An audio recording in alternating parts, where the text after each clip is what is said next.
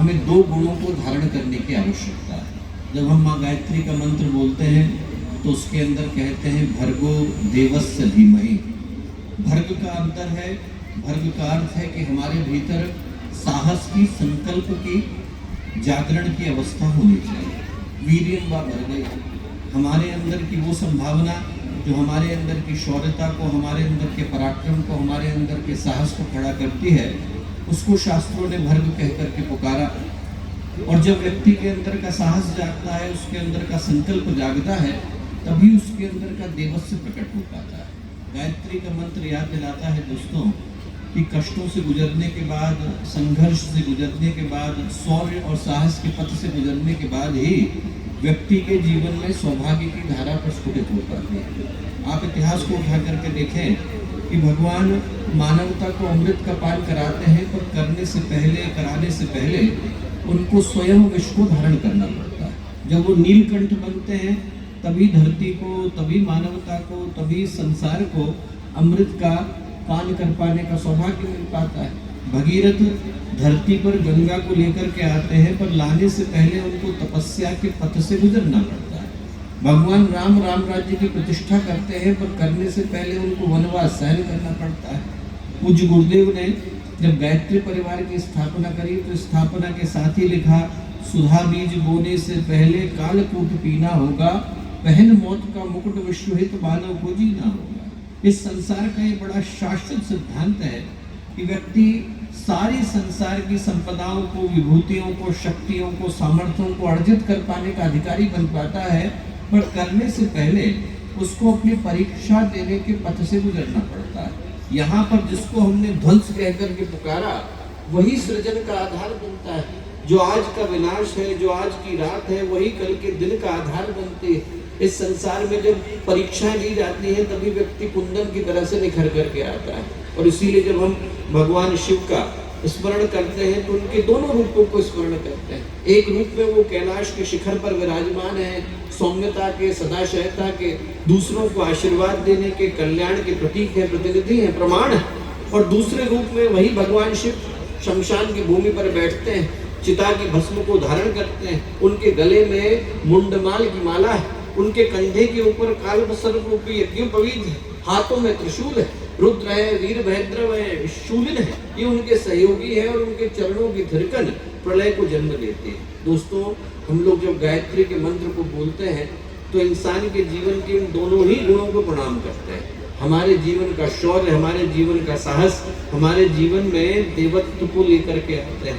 और जो गायत्री का मंत्र है वो स्मरण दिलाता है कि जो कष्ट के पथ से गुजरता है वही अपने जीवन में सौभाग्य का अधिकारी बन पाता है। जब जीवन में नीचे गिरना होता है तो नीचे गिरने के लिए व्यक्ति को किसी से पूछने की आवश्यकता नहीं होती।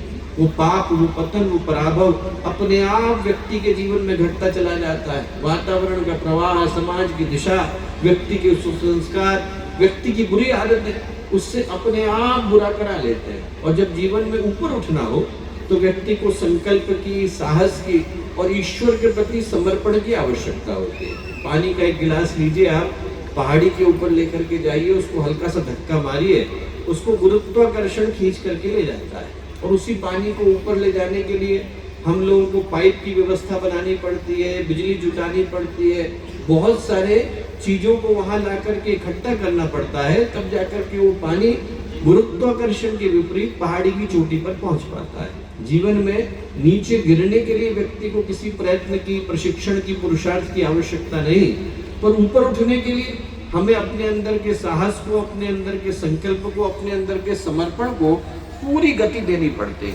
और जब पूरी गति दे पाते हैं तो व्यक्ति के अंदर का भगीरथ जाग पाता है।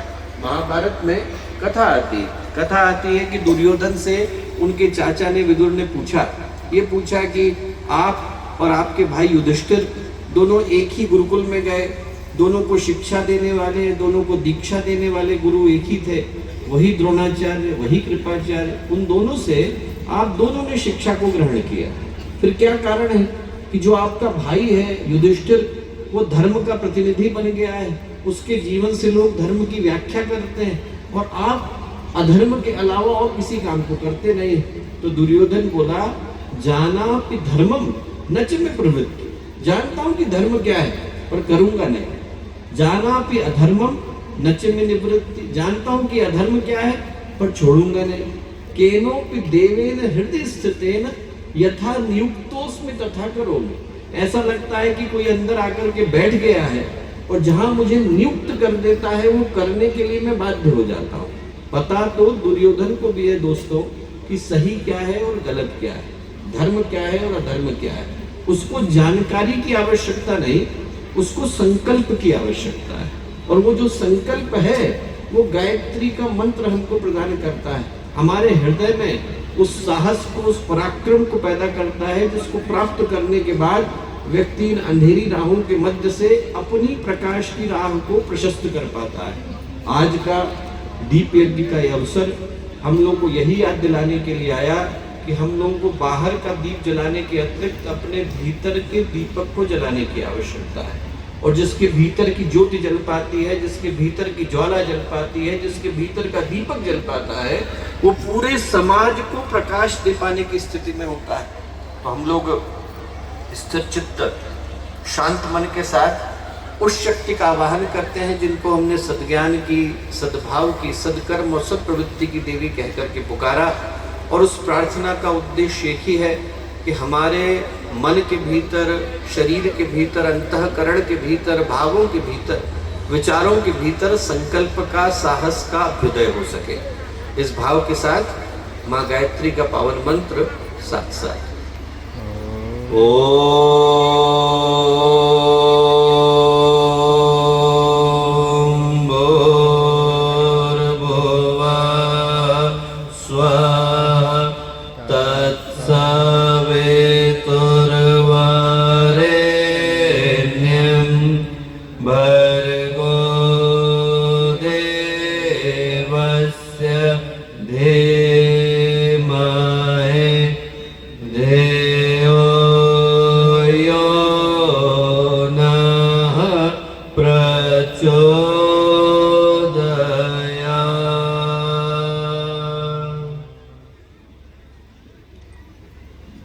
मित्रों, परम पूज्य गुरुदेव परम वंदनीय माता जी के दिव्य संरक्षण में आज जब हम लोग निघासन की, लखीमपुर खीरी की, तराई की इस पवित्र भूमि पर आकर के उपस्थित हुए, माँ संकटा देवी की ये पावन भूमि, बाबा गोकर्णनाथ की पवित्र भूमि, इस भूमि पर जहाँ से न जाने कितने योगियों ने, तपस्वियों ने, संतों और साधकों ने भारत ही नहीं बल्कि पूरे विश्व को दिशा दिखाने का कार्य किया। उस पवित्र भूमि पर आज जब हम लोग सही अर्थों में 251 कुंडी गायत्री महायज्ञ के लिए नहीं आए, बल्कि एक लघु अश्वमेध यज्ञ का यहाँ पर साक्षी बन पा रहे हैं। और इस छोटे से अश्वमेध यज्ञ के पावन भूमि पर, दीप महायज्ञ की पावन भूमि पर आज जब हम लोगों को उपस्थित हो पाने का एक अप्रतिम सौभाग्य यहाँ के अद्भुत कार्यकर्ताओं की तपस्या के कारण, उनके परिश्रम और समर्पण के कारण मिल पा रहा है। तो आज के इस कार्यक्रम में हम लोगों के साथ यहाँ मंच पर उपस्थित आदरणीय परमानंद मामा जी, यहाँ उपस्थित शांति कुंज की टोली के आदरणीय श्री जितेंद्र मिश्रा जी, आदरणीय श्री योगेंद्र भाई साहब, शांति कुंज की संगीत टोली के आदरणीय श्री रमेश तिवारी जी, उपस्थित सभी कार्यकर्तागण, निघासन, लखीमपुर खीरी और लखीमपुर खीरी ही नहीं बल्कि उत्तर प्रदेश के विभिन्न स्थानों से आए गायत्री परिवार के सभी समर्पित कार्यकर्तागण, साधकगण, याजक, उपासकगण, भाइयों बहनों और प्यारे मित्रों, निघासन की धरती पर ये संभवतः मेरा आने का तीसरा अवसर है। और जब मुझे इस भूमि पर उपस्थित हो पाने का सौभाग्य मिला है, मैं सही अर्थों में अपने आंखों में आंसुओं को लेकर के गया हूँ, हृदय में आप लोगों के प्रति बहुत ही गंभीर भावना को लेकर के लौटा हूँ।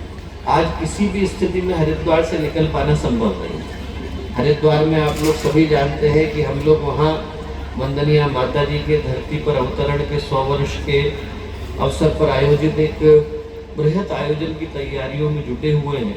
और ऐसी परिस्थितियों में यदि आप लोगों के मध्य में उपस्थित हो पाया हूँ तो उपस्थित हो पाने का सिर्फ एक ही कारण है कि आप लोगों का प्यार आज हरिद्वार के आयोजन पर भारी पड़ गया है।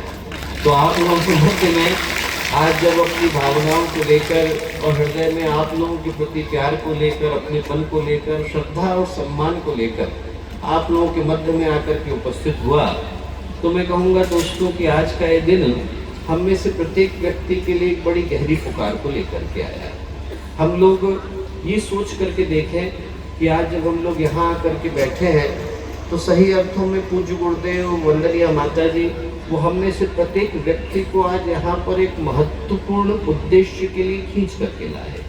ये वर्ष 2026 प्रारंभ हुआ है और जो 2026 का वर्ष है उसको परम पूज्य गुरुदेव ने एक बड़ा महत्वपूर्ण वर्ष कह करके पुकारा। गुरुदेव ने आज से 100 वर्ष पहले जिस तप साधना को आवलखेड़ा की एक छोटी सी कोठरी से आरंभ किया था, आज दोस्तों इसी वसंत पंचमी को, आज से कुछ ही दिन के बाद, कुछ ही हफ्तों के बाद, हम उस तप साधना को, उस शतवर्षीय तप साधना को अपने 100वें वर्ष को पूरा करते हुए देख रहे हैं। और हम लोग जरा सोच करके देखें कि वो जो यात्रा रही है वो अपने आप में किसी अवतरण से कम की यात्रा नहीं रही। पुराणों में कहानी आती है कि जब मनु महाराज तपस्या करने के लिए निकले तो उनके कमंडल में कहीं से छोटी सी मछली आ गई और देखते देखते वो मछली पूरे कमंडल को घेरने योग्य बड़ी हो गई। मनु महाराज को आश्चर्य हुआ, उनने उसको लिया और ले जा करके कुंड में छोड़ा। वो कुंड छोटा पड़ा तो उनको वहां से निकालना पड़ा और ले जा करके एक नदी के अंदर, एक सरोवर के अंदर छोड़ना पड़ा। वो सरोवर भी छोटा पड़ा तो उनने वहां से लिया और निकाल करके उसे सागर में छोड़ा। और जब सागर भी छोटा पड़ा तो फिर मनु महाराज ने सर झुका करके नमस्कार किया, उसको मत्स्य अवतार कह करके पुकारा। और दोस्तों यदि हम लोग ध्यान से सोचें और गायत्री परिवार की पिछले 100 वर्षों की यात्रा को देखें तो एक मत्स्य अवतार हमारी आंखों के सामने भी खड़ा है। उसको आप लोग नवयुग का मत्स्य अवतार कह करके पुकार सकते हैं। और वो मत्स्य अवतार परम पूज्य गुरुदेव की गायत्री साधना के महाविस्फोट के रूप में घटा है। इन 100 वर्षों के अंदर आप जरा ध्यान से सोच करके देखें कि छोटी सी कोठरी से चली हुई यात्रा, अखंड दीपक के प्राकट्य के साथ, उसके प्रज्वलन के साथ शुरू हुई यात्रा, उसके अंदर गुरुदेव ने आवलखेड़ा के अंदर वो छोटी सी गायत्री परिवार की मछली को छोड़ा। और देखते देखते जब उसने आवलखेड़ा के कमंडल को घेर लिया तो गुरुदेव ने वहां से निकाल करके उसे गायत्री तपोभूमि के दुर्वासा ऋषि के कुंड में छोड़ा। और जब वो गायत्री तपोभूमि का स्थान भी गायत्री परिवार के लिए छोटा पड़ने लगा तो गुरुदेव ने वहां से निकाला और निकाल करके सप्तऋषि सप्तसरोवर शांतिकुंज के अंदर छोड़ा। और देखते देखते उसने पूरी गंगा नदी को घेर लिया। वहां से वो निकला तो गुरुदेव ने वहां से निकाल करके उसे विश्व मानवता के महासागर के अंदर छोड़ दिया। और आज हमारी आंखों के सामने वो गायत्री परिवार 15 करोड़ गायत्री परिजनों में, 5000 से ज्यादा प्रज्ञा संस्थानों में, 80 से ज्यादा देशों में फैली शाखाओं में बदल गया। और ये कोई सामान्य घटना नहीं है दोस्तों।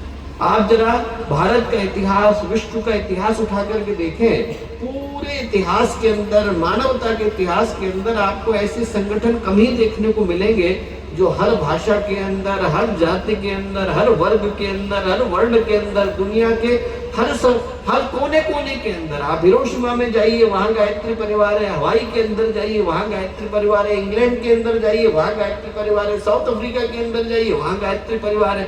भारत के किसी भी कोने के अंदर चले जाइए तो आपको अरुणाचल प्रदेश के कोने में, जहां पर भारत और चाइना का बॉर्डर तय होता है, आपको गायत्री शक्तिपीठ नजर आता है। आप जैसलमेर के अंदर चले जाइए, जहां पर भारत और पाकिस्तान की रेखा खिंचती है, वहां आपको गायत्री परिवार नजर आता है। आप पुंछ के अंदर चले जाइए, रावी नदी के तट पर जो भारत की अंतिम बाउंड्री खिंचती है, वो गायत्री शक्तिपीठ की सीढ़ियों से खिंचती है। आप जरा सोच करके देखिए कि आज भारत का ऐसा कोई कोना रिक्त नहीं रहा है जहां पर आपको पूज्य गुरुदेव की तप साधना का प्रभाव अपनी आंखों के सामने घटता हुआ नजर न आता हो। आज उस यात्रा के 100 वर्ष होने जा रहे हैं। पूज्य गुरुदेव की साधना के 100 वर्ष होने जा रहे हैं। अखंड दीपक के प्राकट्य के 100 वर्ष होने जा रहे हैं। और वंदनीय माता जी के धरती पर आने के 100 वर्ष होने जा रहे हैं। और वंदनीय माता जी को दोस्तों मैं मात्र गायत्री परिवार की वंदनीय माता जी कहकर के नहीं पुकारता हूँ। मेरी दृष्टि में वो पूरी विश्व मानवता की वंदनीय माता जी, एक ऐसी शक्ति, एक ऐसी चेतना जिनने धरती पर आकर के एक अद्भुत कार्य को संपन्न कर दिखाया जो उससे पहले किसी के द्वारा कर पाना संभव नहीं था। और वो कार्य क्या था? यदि आप भारत का इतिहास उठा करके देखें दोस्तों, तो भारत एक समय में सोने की चिड़िया कहा जाता था। उसको हम लोग सोने की चिड़िया कह करके पुकारते थे। और उस समय कौन सा था? वो समय गुप्त काल का था। उसी समय में कौटिल्य ने जन्म लिया, उसी समय में कालिदास ने जन्म लिया, वही समय आर्यभट्ट का है, वही समय वाराहमिहिर का है।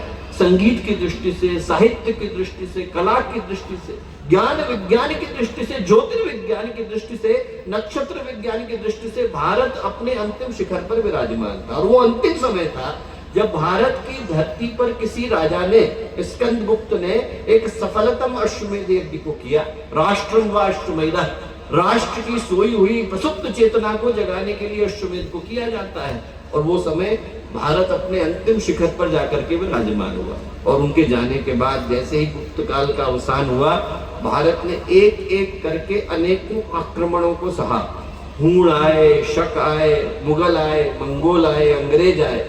1500 वर्ष तक भारत की धरती ने आक्रमणों के अलावा, आतंक के अलावा, आघातों के अलावा और किसी चीज को सहन नहीं किया। हम लोग कभी आंखें बंद करके सोचें, महर्षि अरविंद ने एक जगह पर लिखा है कि यदि 3 पीढ़ियां, सिर्फ 3 जनरेशन अपने माता पिता के नाम को जाने बगैर गुजर जाती हैं तो उस सभ्यता को नष्ट मानना चाहिए। और भारत में एक नहीं 25 पीढ़ियां गुजर गई हैं दोस्तों, 30 पीढ़ियां गुजर गई हैं, जहां एक के बाद एक आक्रमण, एक के बाद एक आतंकी आते गए, इस धरती को नष्ट करते गए।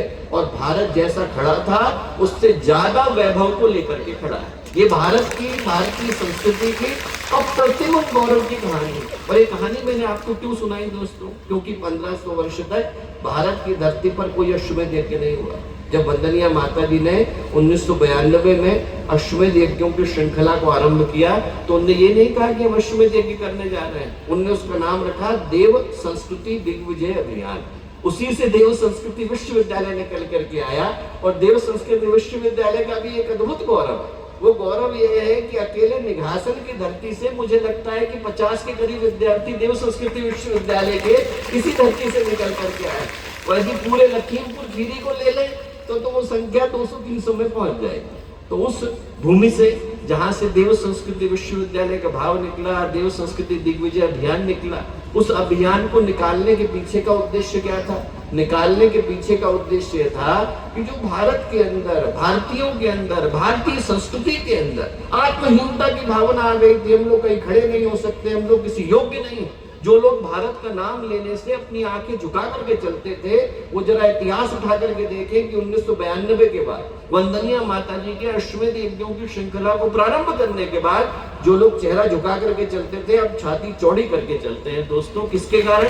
वंदनीय माता जी के अश्वमेध यज्ञों की श्रृंखला को शुरू करने के कारण। मैं इस बात को सिर्फ आप लोगों के सामने अपनी बातों को बड़ा करने के उद्देश्य से नहीं कह रहा हूं, इतिहास का उदाहरण देकर के कह रहा हूं। जो 100 वर्ष होने जा रहे हैं वो भारतीय चेतना के, भारतीय संस्कृति के, भारतीय ज्ञान के, भारतीय विज्ञान के, भारतीय विरासत के, भारतीय अध्यात्म के 100 वर्ष होने जा रहे हैं। और ये जो समय है दोस्तों, इस 251 कुंडी गायत्री महायज्ञ का उद्देश्य है राष्ट्र के शौर्य की समृद्धि करना। और किसी समृद्धि की आवश्यकता भारत को नहीं है दोस्तों, सिर्फ राष्ट्र के शौर्य की समृद्धि करने की आवश्यकता है। अपने अंदर की आत्म चेतना को जगाने की आवश्यकता है। अपनी संस्कृति, अपनी विरासत के प्रति गर्व गौरव की भावना को विकसित करने की आवश्यकता है।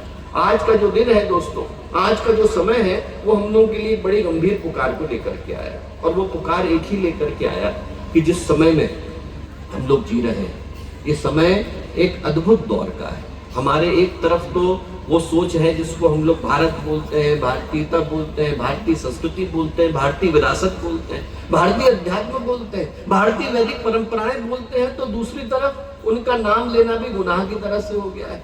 एक तरफ की संभावनाएं वो है जहां पर हमारे अंदर का गर्व है, हमारे अंदर की अस्मिता है, हमारे अंदर की स्वाभिमान है, हमारे अंदर का पहचान है। और दूसरी तरफ की संभावना वो है जहां पर व्यक्ति इन नामों को लेने से कतराता है, इन नामों को लेने से भागता है।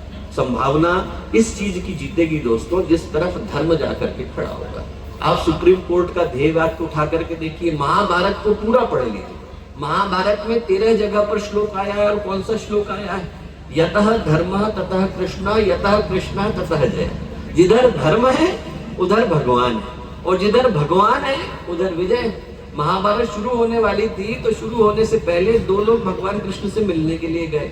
एक का नाम था अर्जुन, एक का नाम था दुर्योधन। भगवान सो रहे थे, थके हुए थे। दुर्योधन के मन में अहंकार भरा हुआ था। वो जाकर के भगवान की आंखों के सामने खड़ा हो गया। उसको लगा कि जैसे ही आंखें खुलेंगी तो सबसे पहले दृष्टि मेरे ऊपर ही जाएगी, ऐसा सोच करके सामने खड़ा हुआ।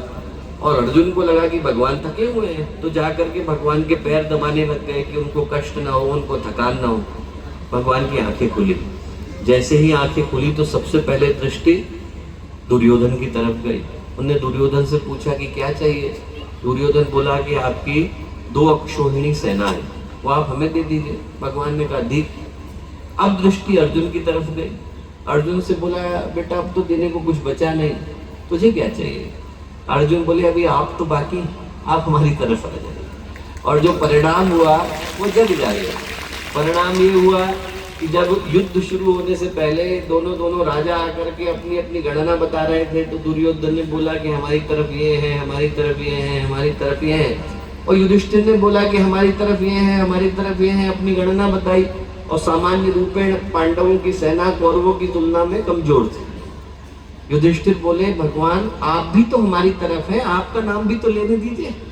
भगवान बोले नहीं युधिष्ठिर, मैं तुम्हारी तरफ नहीं, मैं धर्म की तरफ हूं। और तुम्हारी तरफ धर्म खड़ा है, इसलिए मैं तुम्हारी तरफ आकर के खड़ा हूं। और दोस्तों वैसे ही भारत की तरफ धर्म आकर के खड़ा है। आप इस बात को विश्वास के रूप में ले लीजिए कि पूरे विश्व के मानचित्र में और कोई देश आपको देखने को नहीं मिलेगा जहां के अंदर, जिस मानचित्र के अंदर इतनी संभावना हो कि वो भारत जैसे देश को अपनी सीमाओं के अंदर समेट सके। भारत एक अद्भुत भूमि का नाम है। उस भूमि का नाम है दोस्तों जिसको भगवान भी और अध्यात्म भी अपना निवास स्थान कहना स्वीकार करते हैं। आप इतिहास उठा करके देखिए, 10 अवतारों में से 2 अवतार तो उत्तर प्रदेश की भूमि पर हुए। ये अकेली ऐसी भूमि है जिसको सौभाग्य मिला कि भगवान राम भी यही हुए, भगवान कृष्ण भी यही हुए, गंगा की भूमि भी यही है, यमुना की भूमि भी यही है, अयोध्या की भूमि भी यही है, काशी की भूमि भी यही है, प्रयाग की भूमि भी यही है और हरिद्वार की भूमि भी यही है। आप जरा सोच करके देखिए कि एक ऐसी भूमि जहां पर एक नहीं 2-2 अवतारों ने आना स्वीकार किया, ये वो भूमि है दोस्तों। ये वो भूमि है जहां से निकलने वाली पुकार, प्रहलाद की पुकार के अंदर वो बल देती है कि तीनों लोकों के अधिपति को धरती पर आने के लिए मजबूर होना पड़ता है। ये वो भूमि है जहां से निकलने वाली ललकार, हरि सिंह नलवा की ललकार निकली तो उनकी ललकार के आगे आतंकियों को अपने पते बदलने के लिए मजबूर होना पड़ा। भारत के सामने एक खड़ा हो, 100 खड़े हो, 1 करोड़ खड़े हो या पूरी दुनिया खड़ी हो, दोस्तों मेरी बातों को आप लिख करके ले लीजिए। यदि भारत के पास अकेला धर्म है तो वो पर्याप्त है। दुनिया की कोई चीज उसको हरा पाने की ताकत अपने पास सुरक्षित नहीं रखती। और आप जरा इतिहास उठा करके देखिए, भारत के बाहर कितने भारतीय रहते हैं। वो भारतीय जो भारत से गए और दूसरे देशों में बसे, उनकी संख्या 6 करोड़ से ज्यादा है। और आपने कभी अखबार के अंदर किसी भारतीय को किसी जगह पर कोई अपराध करते सुना है? मैं 9 वर्ष तो मैं ही लंदन में रहा और हर 2-3 महीने के बाद कहीं ना कहीं दुनिया के किसी न किसी कोने में जाता हूँ। 6 करोड़ सामान्य संख्या नहीं है। 6 करोड़ का मतलब है कि यदि आप यूरोप की गणना से तुलना करें तो आधे यूरोप के बराबर आबादी और 6 करोड़ के करीब भारतीय भारत से बाहर रहते हैं। जहां रहते हैं वहां मेहनत करते हैं, जहां रहते हैं वहां उसी भूमि को भारत माता समझ करके उसकी पूजा करते हैं। जहां रहते हैं वहां के नीति नियम कानून मर्यादा का पालन करते हैं। आपने कभी किसी भारतीय के बारे में सुना नहीं होगा कि वो कहीं पर किसी देश के अंदर भिक्षा मांगता दिखा, अपराध करता दिखा। क्यों? क्योंकि भारतीय जहां रहते हैं उस जगह के पोषण की व्यवस्था को बनाते हैं। और दोस्तों आज की पुकार उसी भारतीयता को सुरक्षित करने की पुकार को लेकर के आई। ये याद दिलाती है कि जिसको अपने भारतीय कहकर के पुकारा वस्तुस्थिति में कौन है? वो वस्तुस्थिति में वो चिंतन है दोस्तों जो भारत की भूमि से निकल करके आया। पूज्य गुरुदेव ने जब अपनी आत्मकथा लिखी है, आप में से जिसने न पढ़ी हो, हमारी वसीयत और विरासत, आप लोग यहाँ से निकलिएगा, उस पुस्तक को जरूर लीजिएगा। उसमें गुरुदेव ने जब पहला अध्याय लिखा तो पहले अध्याय को लिखते समय में लिखा कि हमारे जीवन को बनाने वाले 3 सूत्र हैं, भारतीय संस्कृति को बनाने वाले भी वो 3 सूत्र हैं। और कौन से सूत्र हैं? पहला है आत्मवत् सर्वभूतेषु, मुझे हर जगह पर उसी परमात्मा के दर्शन होते हैं। और किसी दुनिया के अंदर आप चले जाइए, बड़ी बड़ी सभ्यताएं आई, बड़ी बड़ी संस्कृतियां आई और चली गई। उनके इतिहास के अंदर, उनकी परंपराओं के अंदर, उनके संदेशों के अंदर, उनके संकेतों के अंदर, उनके आदर्शों के अंदर आपको ये चिंतन कहीं देखने को नहीं मिलेगा कि मुझे कण कण के अंदर भगवान के दर्शन होते हैं। मिट्टी के अंदर, पत्थर के अंदर, नदी के अंदर, नाले के अंदर, पत्थर के अंदर, पहाड़ के अंदर, गधे के अंदर, घोड़े के अंदर, हर जगह पर मुझे भगवान के दर्शन होते हैं। ये कहने का साहस सिर्फ और सिर्फ भारत की भूमि से निकल करके आया। और ऐसा नहीं कि ये बोलने के लिए बोला है, ऐसा नहीं कि कहने के लिए ऋषियों ने कहा एकम सद्विप्रा बहुधा वदन्ति, ऐसा नहीं कि कहने के लिए उपनिषद ने कहा कि अयम निजापरो वेति गणना लघु चेतसा उदार चरता नाम तो वसुधैव कुटुंबकम। यहाँ लोगों ने जी करके दिखाया। आप इतिहास उठा करके देखिए। रंतिदेव राजा थे, उनके राज्य में अकाल पड़ा। लोगों ने उनसे जाकर के कहा कि साहब यदि आप खुद उपवास रखेंगे तो हो सकता है कि इस जगह पर पानी गिरे। 48 दिन तक रंतिदेव ने न अन्न लिया न जल लिया और उनकी तपस्या का परिणाम मिला। उस जगह पर बारिश की बूंदें गिरनी शुरू हुई, अनुष्ठान सफल हुआ, तपस्या पूरी हुई। ऐसा सोच करके रंतिदेव 4 रोटियां और 1 गिलास पानी लेकर के बैठे कि मैं खाना खा लेता हूँ, अपना व्रत तोड़ता हूँ। इधर से जैसे ही खाना खाने को बैठे वैसे ही एक व्यक्ति कहीं से आ गया, मैं बड़ा भूखा हूँ। रंतिदेव ने पहली रोटी उसको दे दी। शमशान का रखवाला आ गया, मैं भी बड़ा भूखा हूँ, उनने दूसरी रोटी उसको दे दी। बोले मेरे 4 कुत्ते हैं, उनने भी खाना नहीं खाया है। रंतिदेव ने बाकी की 2 रोटियों के 4 टुकड़े करे और कुत्तों को खिला दिए। पानी पीने को बैठे कि चलो पानी ले लेता हूँ। इतनी देर में एक और व्यक्ति आया, बोला साहब मैं बड़ा प्यासा हूँ। अब चाहते तो रंतिदेव मना करते, उनके पास पूरा अधिकार था, चक्रवर्ती सम्राट थे, 48 दिनों से अन्न नहीं लिया था, जल नहीं लिया था। उनकी तपस्या के कारण उस भूमि को जल मिल रहा था। रंतिदेव ने एक क्षण की देरी नहीं करी और अपना पानी का जो बर्तन था, अपना पानी का जो गिलास था उस व्यक्ति को दिया। उस व्यक्ति ने पानी पिया और इंद्र बनकर के प्रकट हुआ और उनसे बोला आपके पुण्य इतने हो गए हैं महाराज कि आप इसी शरीर के साथ, मरने की प्रतीक्षा करने की जरूरत नहीं, इसी शरीर के साथ आप स्वर्ग को जा सकते हैं। रंतिदेव ने बदले में प्रश्न किया, ये नहीं पूछा कि अरे बड़े सौभाग्य की बात है, मैं